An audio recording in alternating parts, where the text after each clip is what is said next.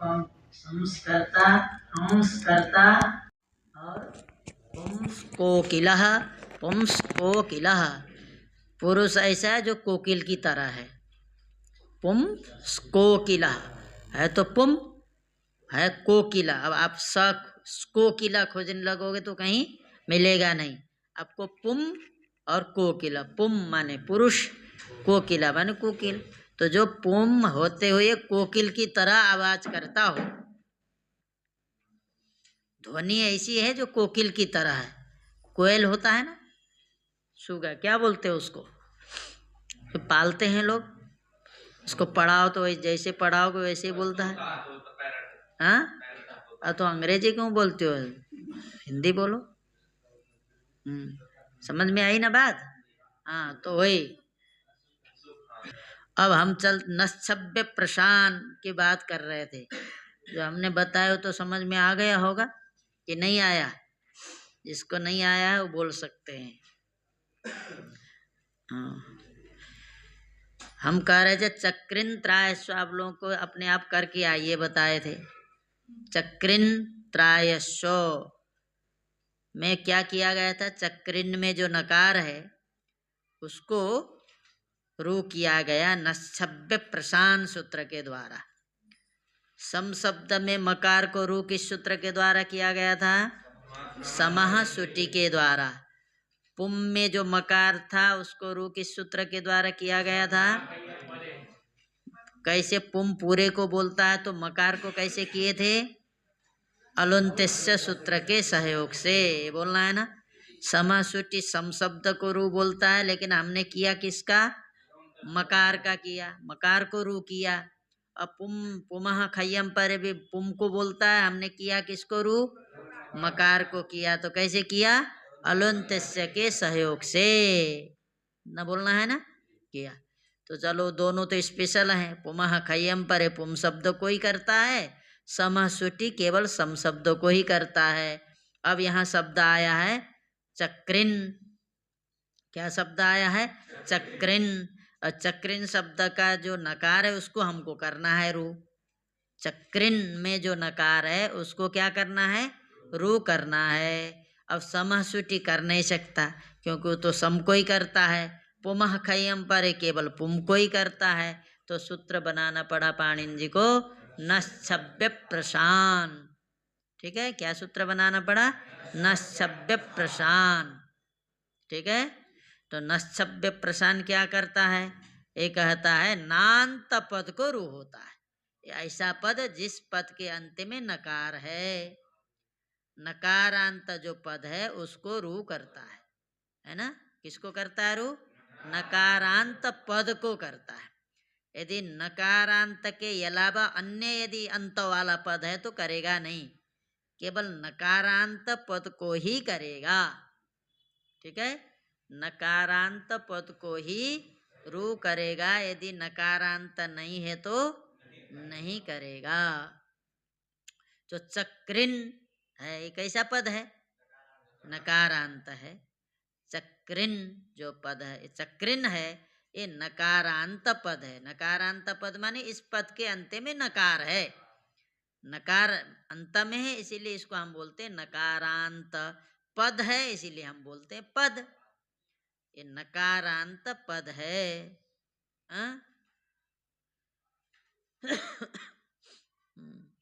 नकारांत पद, नकार अंत वाला पद। तो नकारांत पद हो गया, रू होगा। तो नकारांत पद बोलने के पश्चात अप्रशान इसीलिए बोला क्योंकि प्रशान जो है ये भी नकारांत पद है। प्रशान, प्रशान, ठीक है, ये भी क्या है, नकारांत पद है। तो इसको नहीं होने देना है, इसीलिए सूत्र ने बोला अप्रशान। ऐसे नकारांत पद को रू करो जो प्रशान शब्द नहीं है, अर्थात प्रशान शब्द को छोड़ करके और सारे को करो, प्रशान को नहीं करना। अप्रशान बोल दिया ना, प्रशान भिन्न जो नकारांत पद है उसी को ही रू करना है। यदि प्रशान रहेगा तो वहां रू नहीं करना है। समझ में आई, प्रशान भी तो नकारांत पद है ना, प्रसन्न, ये भी नकारांत पद है। तो प्रसन्न यदि नकारांत पद है तो नहीं करना। इसके अलावा जितने भी नकारांत पद हैं उनको आप कर सकते हो। कब करना है फिर? अम परक छब पर में हो, माने उसके नान्त पद के बाद तुरंत छब हो, उस छब के बाद में अम हो। तो अब देखिए यहाँ चक्रिन त्रायस्व, क्या पद है? चक्रिन त्रायस्व, ठीक है।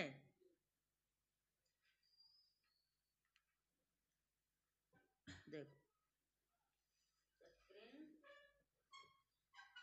त्रायस्व,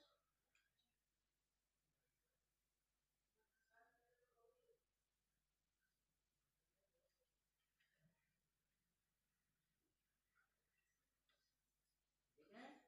चक्रिन त्रायस्व, चक्रिन त्रायस्व। अब बताइए चक्रिन त्रायस्व, चक्रिन के अंतिम अंतिम वर्ण क्या है? नकार है। तो नकारांत हुआ कि नहीं? ये इसको नकारांत बोलो चाहे नांत बोलो, एक ही चीज है, ठीक है। तो अब ये पद है कि नहीं? है। राजन होता है ना, बहुत जगह बोलते हैं राजन, मघव क्या भगवन, भगवन आता है ना भागवत में, राजन आता है। तो राजन जैसे नकारांत पद है। राजन क्या है? संबोधन है।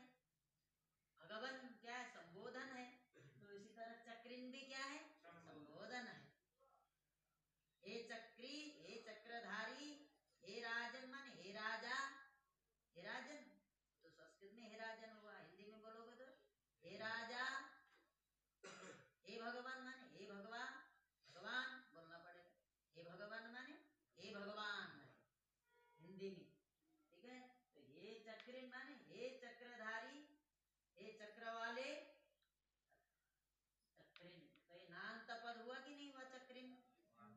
त्रायस्व माने रक्षा करो, त्रैन पालन पूर्ण आया, भयपति है कि नहीं?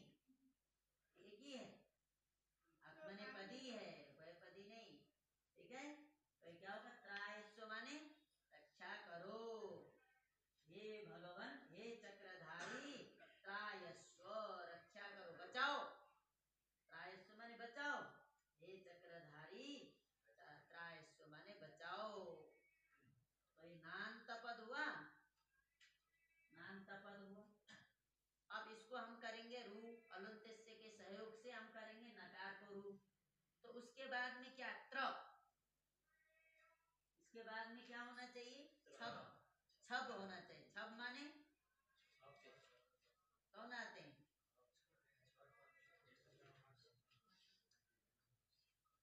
छब, छ फ छ, छ से शुरू करो। हाँ, तो छ के बाद में छ ठ तब है ना, ख फ छ ठ थ च ट तब आते हैं ना। ख फ छ कुछ प्रथम प्रथम भी आते हैं वर्ग के, कुछ द्वितीय भी आते हैं।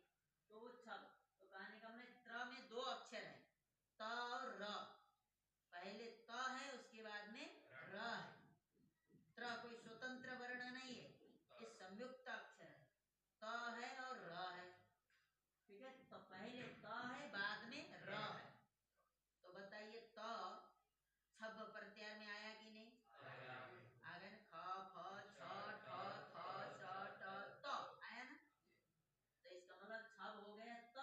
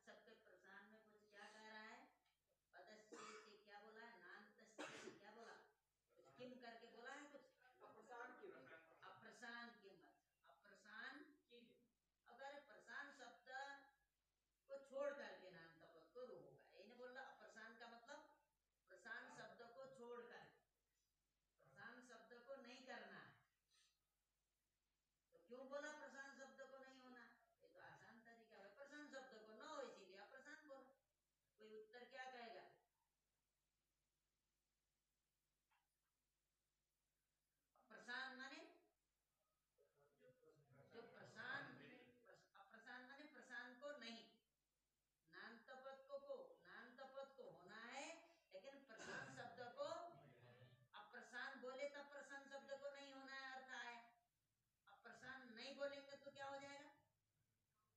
प्रशांत को भी हो जाएगा, यही बोलो ना। अब प्रशांत बोल दिया तो प्रशांत रहेगा तो नहीं करना है। अब प्रशांत पद को हटा दोगे तो प्रशांत शब्द को होगा कि नहीं होगा? हाँ, तो जैसे कहा होने लगेगा, बताओ उदाहरण। उन्होंने दे दिया प्रशांत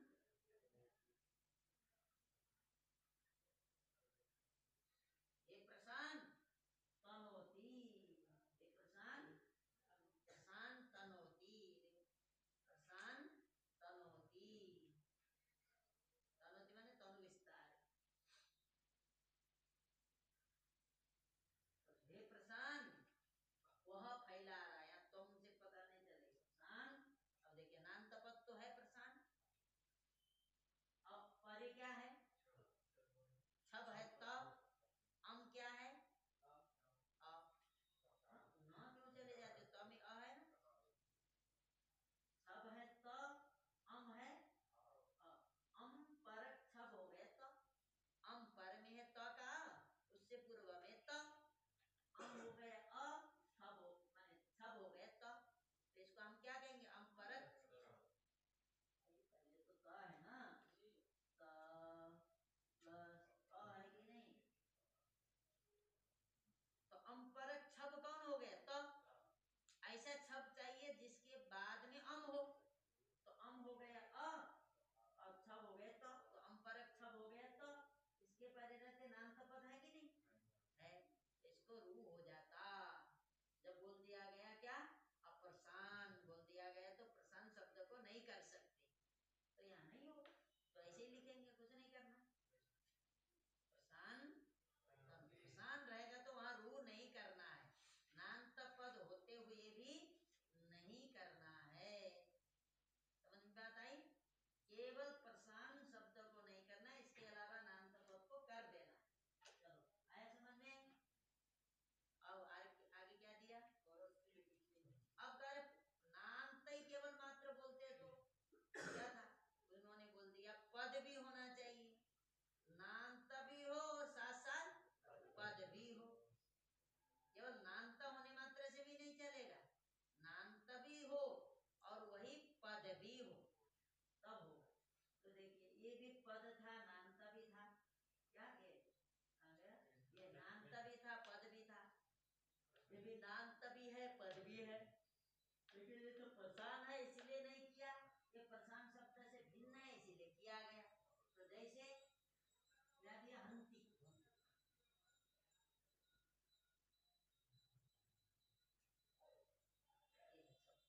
हन प्लस ती, हन प्लस ती है। अब बताइए हन ये नान्त है? हन हन नान्त नहीं, हन पद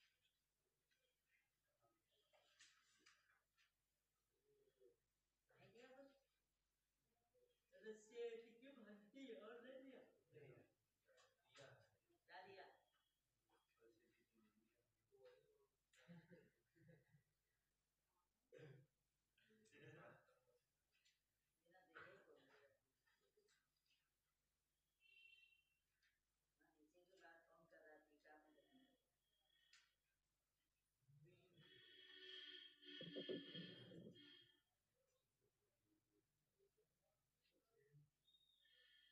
गया ना। अब क्या दिया, चलिए अब फिर रू करने वाला फिर सूत्र आएगा। रू करने वाले सूत्र कितने ये भी ध्यान रखना चाहिए। क्या करना चाहिए, रू करने वाले सूत्र कितने हैं आप ये एकदम अलग से रखोगे तो हाँ, आप लिख करके नोट करके रखिए। रू करने वाले सूत्र कितने हैं और माने सकार करने वाले सूत्र कितने हैं, ठीक है। विसर्ग करने वाला सूत्र लिखने की जरूरत नहीं है, ठीक है। और ष्टुत्व करने वाला सूत्र भी एक ही है, एक ष्टुत्व करने वाला सूत्र भी है। कई जो सूत्र होंगे उन्हीं को लिखना है, नहीं तो लिखने की जरूरत है। रू करने वाले सूत्र जरूर लिखो। पहले तुम स्वयं लिखेगा तब ना, लिखता नहीं तुम लगता है थोड़ा आलसी, तुमको ऐसे लग रहा हूँ हाँ? मेहनत करो, हाँ इसीलिए तुम पता लगेगा। चलो क्या है, अब क्या बताना है, नृन पे, नृन लुप्त षष्ठ्यंतम पदम लिखे, नृन इसको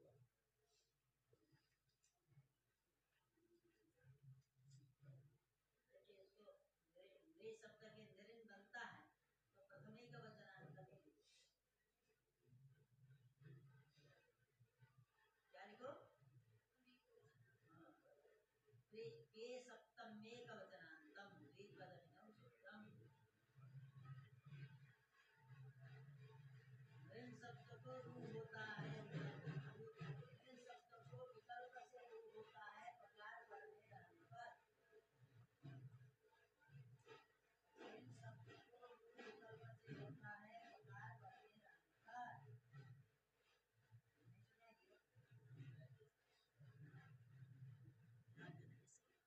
बार बार उठना पड़ता है।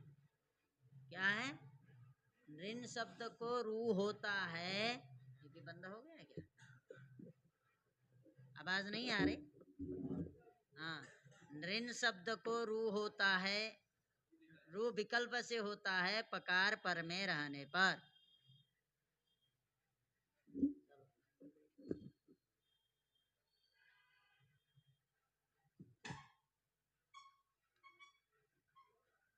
ऋण शब्द को रू विकल्प से होता है पकार पर में रहने पर।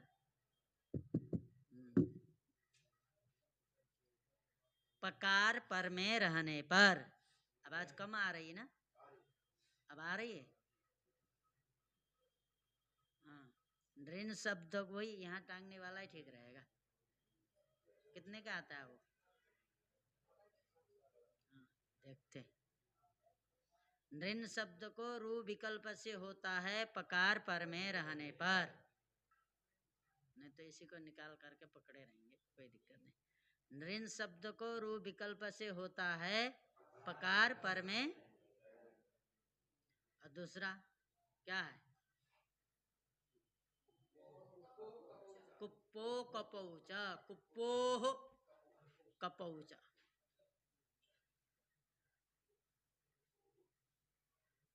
कुप्पोह कपौच, कहपौच। कहोगे ऐसे उच्चारण करते हैं, बोलेगा शुभम, तो हम क्या करें, वो तो कई गुरु बनाया है ना, तो कहा वो तो ऐसे बोलते हैं।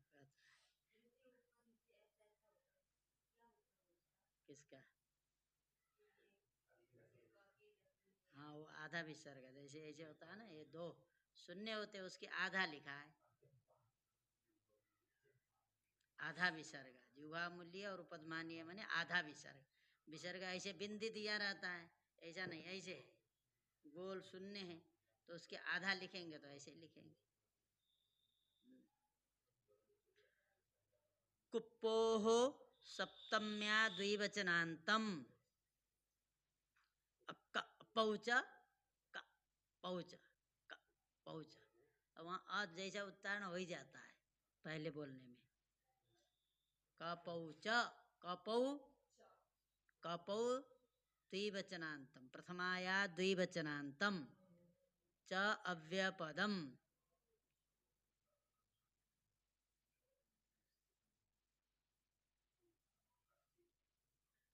त्रिपदमिदं सूत्रम। कुप्पोः षष्ठी, क्या गड़बड़ बोलते हैं हम, षष्ठी का द्विवचन बोला क्या? हाँ ठीक है। सप्तम्या द्विवचनान्तम कपौ, प्रथमाया द्विवचनान्तम च अव्यपदम त्रिपदमिदं सूत्रम। कुप्पोः सप्तम्या द्विवचनान्तम कपौ, प्रथमाया द्विवचनान्तम च अव्यपदम त्रिपदमिदं सूत्रम। हाँ अब तो आया है, तुम लिखो, आओ सिद्धार्थ आओ। हाँ इसको तो हम ध्यान ही नहीं रखे। हाँ इसको भी हम बनाएंगे ना, धीरे धीरे टीचर बनाएंगे।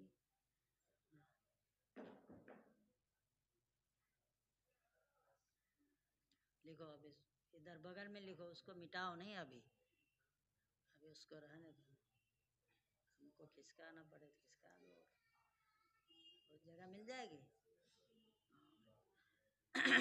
लिखो नृन पे, नृन, नृन पाही है ना, नृन पाही शब्द लिखो।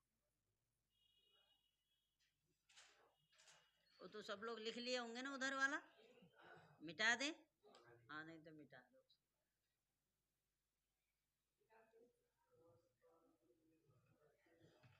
हाँ ये भी है, ये भी।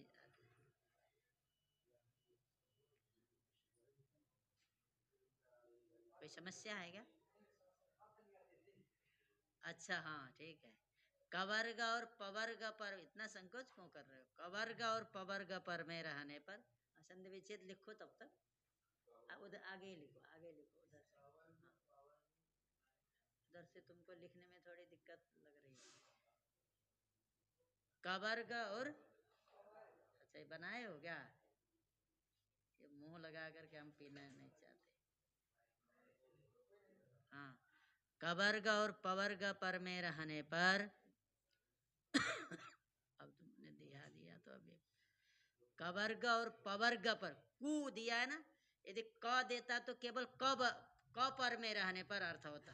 जब क इन देखो, क में उ लग जाता है तो पूरा वर्ग पकड़ना है, च में उ लग जाता है तो पूरे वर्ग पकड़ना है, ट में उ लग जाता है तो पूरे ट वर्ग पकड़ना है, त में उ लग जाता है तो त वर्ग पकड़ना है, प में उ लग जाता है तो प वर्ग। तो कुप्पो लिखा है ना, कु और पू का ही पो बना है, तो इसलिए कु से कवर्ग, पू से पवर्ग पकड़ना है। कवर्ग और पवर्ग पर में रहने पर, लिखिए कवर्ग और पवर्ग पर में रहने पर क्या, विसर्ग के स्थान पर क्रम से जुहामूलीय और उपदमानीय विसर्ग होते हैं। इसमें पैर रखो ये। हाँ कवर्ग और पवर्ग पर में रहने पर विसर्ग के स्थान पर क्रम से जुहामूलीय और उपदमानीय विसर्ग होते हैं।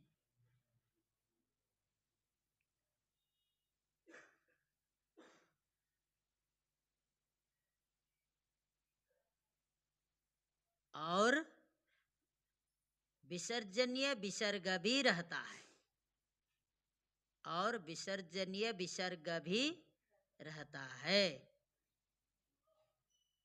माने हम विसर्जनीय विसर्ग भी बोल सकते हैं और जुहामूलीय विसर्ग भी बोल सकते हैं और उपदमान, बदला हम समझा रहे हैं अभी। देखिए कवर्ग पर में रहेगा, कवर्ग के पहले यदि कोई विसर्ग है तो हम वहां जुहामूलीय विसर्ग लिख सकते हैं।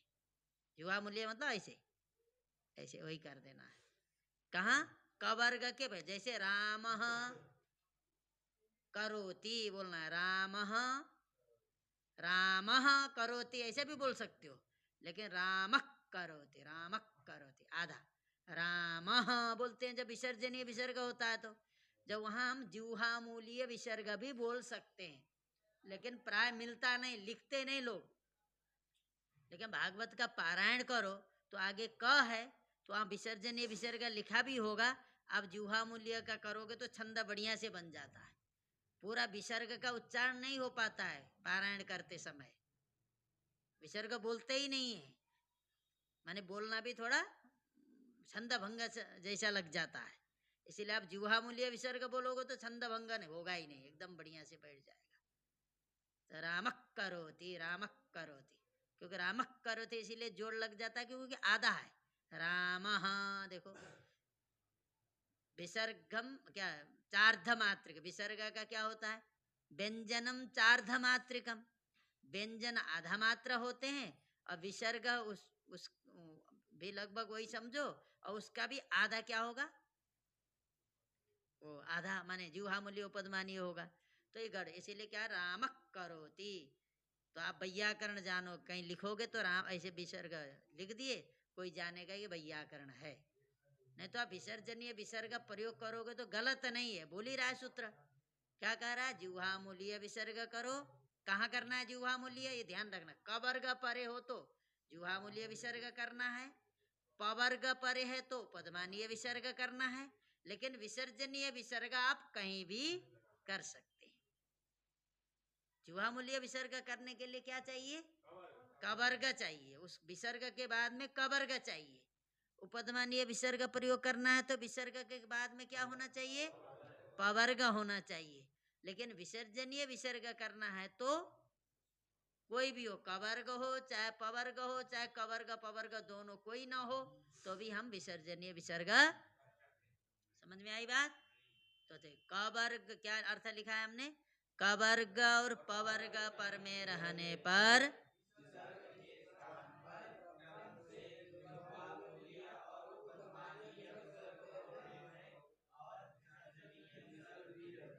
हाँ अब लिखो, देखिए क्या है, हम संधि विच्छेद करते हैं। नृन पाही, नृन पाही, ए मनुष्यों रक्षा करो, नृन पाही, जैसे क्या बनता है नृन पाही। अब यहाँ नृन बहुवचन का रूप भी बोलते हैं, नृ शब्द के बहुवचन जैसे क्रुष्ट्रीन बनता है ना, उसी तरह नृन माने मनुष्यों की रक्षा करो, नृन पाही माने मनुष्यों की रक्षा करो। तो मनुष्यों की रक्षा करो क्योंकि मनुष्य ही तो आपका भजन करने वाले हैं। अब मनुष्यों की भी रक्षा नहीं करोगे तो कौन भजन करेगा भगवान। पशु थोड़ो करते हैं, पक्षी तो नहीं करते, तो केवल भजन कौन करते हैं मनुष्य करते हैं, उनकी रक्षा करो। और मनुष्यों में भी सबकी थोड़ो रक्षा करनी है, किसकी करनी है जो भगवान के भक्त हैं उनकी करनी है, सबकी नहीं करना है। तो ऐसा होना चाहिए, तब तो भगवान पक्षपाती हैं, भगवान को तो समदृष्टि होना चाहिए। नहीं, सब तो उनके ही संतान है, चाहे नालायक हो चाहे अच्छा हो, दोनों की रक्षा करनी पड़ेगी। नहीं ऐसा करते तो सबकी है, थोड़ा उसको सजा देने के लिए सुधर जाए इसीलिए छोड़ देते हैं कुछ देर के लिए। पिता माता भी ऐसा करते हैं, माता तो नहीं करती है, माता को तो जल्दी दया आ जाती है, वो तो प्रतीक्षा नहीं कर सकती है, लेकिन पिता थोड़ी देखता है कि चलो देखते हैं, थोड़ी देर तक देखता है। तो भगवान पिता है ना, परम पिता है, देखते रहते हैं, थोड़ी देर देखते हैं। हमको पुकारता है कि नहीं पुकारता है, जब पुकार लेता है तब फिर चले जाते। तो नृन पाही नृन, अब यहाँ आपको क्या लगा नृन पे, रू करेंगे ना पहले, नृन पे क्या कह रहा है, नृन पे अर्थ बताइए। हाँ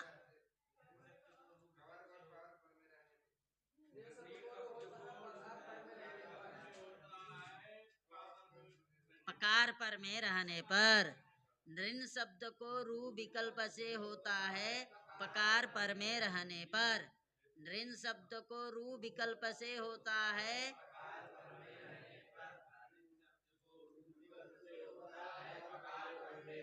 हाँ तो देखो नृन शब्द है कि नहीं, रू विकल्प से करिए, पकार पर में रहने पर है पकार पाही का प, तो रू होगा तो किसको होगा, क्यों होगा हाँ, ये ध्यान रखा करो। अभी तक जहां भी रुकी है हलंत्यस्य की आवश्यकता पड़ी है तो करो। देखिए निरे र हल लिखो, हल लिखा पता ही नहीं चल रहा है। तुमने इतना डंडा खींच दिया तो नहीं, थोड़ा नीचे से कर दोगे तो पता चलेगा। ठीक है, निरपाही हो गया, कर दी। अब विसर्ग करिए पहले। विसर्ग करने वाला सूत्र बताइए। विसर्ग करने वाला सूत्र एक ही आया, हम बोलेंगे तो क्या सोचना मत, बस फट से बोलना। क्या आया? खरवसानयोर, कौन सा बोले थे? हाँ देखो, खरवसानयोर विसर्जनीय, कौन है विसर्ग करने वाला सूत्र? खरवसानयोर विसर्जनीय। ठीक है, विसर्ग हो गया। पदांतरेप है, खर परे है। खर परे कौन से वर्ण आते हैं? वर्ग का प्रथम आता है कि नहीं आता? तो प क्या है? वर्ग का प्रथम है। हाँ देखो, हो गया। नृहि पाही कर दो। नृहि, नृहि पाही होने से अब क्या करना है? यहाँ अब लगाना कुप्पो का पहुंचा। नृहि पाही कर दी। नृहि, अब हमने गड़बड़ कर दिया। निरिपाही, वहीं पर क्या करना है?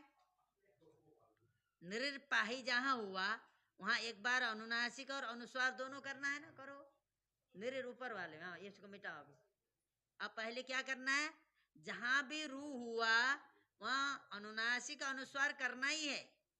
अत्रानुनासिक पूर्वस्य तुआ और अनुनासिकात परो नुस्वार सूत्र लगाना ही पड़ेगा। हमारा पूरा नहीं हो पाएगा क्या?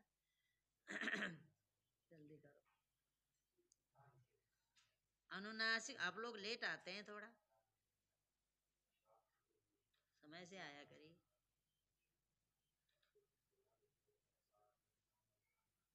देखिए हो गया ना एक बार। अनुनासिक अनुस्वार ये तो हर जगह करना है रू होने पर। अब विसर्ग करो दोनों जगह। नहीं दिख रहा तो यहाँ बैठा करो ना आगे। पीछे जाते हैं बैठने, हम तो आगे बैठ जाते थे अपने गुरु जी के पास।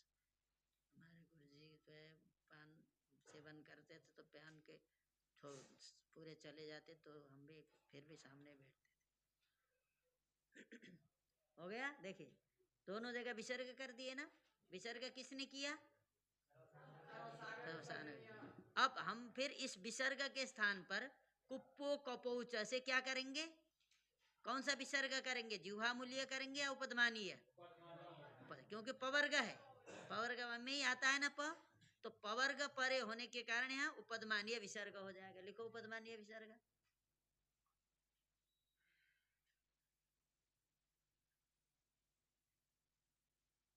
हाँ।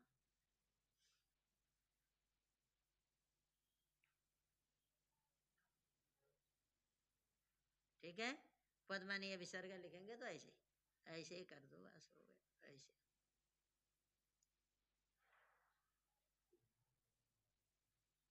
ये हो गया।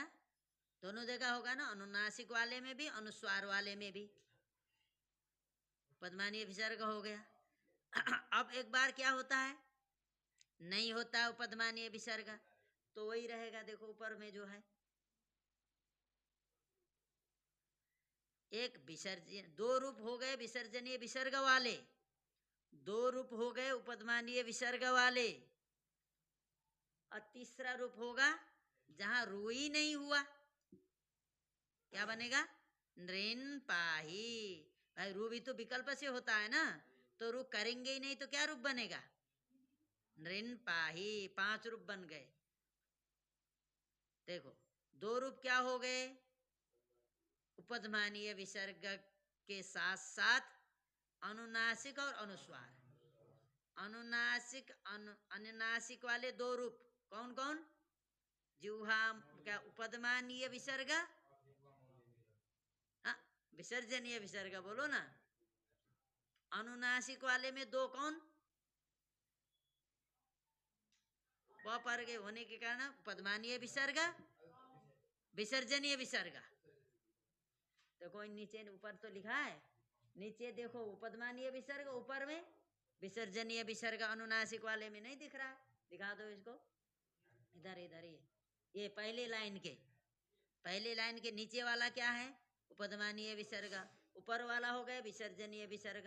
दूसरे में फिर अनुस्वार वाला देखो, अनुस्वार वाला जिह्वामूलीय विसर्ग और विसर्जनीय विसर्ग। और एक जगह रुई नहीं हुआ तो नृन पाही। ये पांचों का अर्थ एक ही है। आप ये पांच में से कोई भी बोल सकते हो, ये पांच में से कुछ भी बोलो। नृन पाही बोलो, चाहे नृह पाही बोलो, चाहे नृही पाही बोलो, चाहे नृही पाही बोलो, चाहे नृह पाही बोलो। ठीक है, पांच में से आप कोई भी प्रयोग कर सकते हो। ठीक है, मनुष्यों की रक्षा करो, अर्थ हुआ। ठीक है, बस नहीं करना पड़ेगा।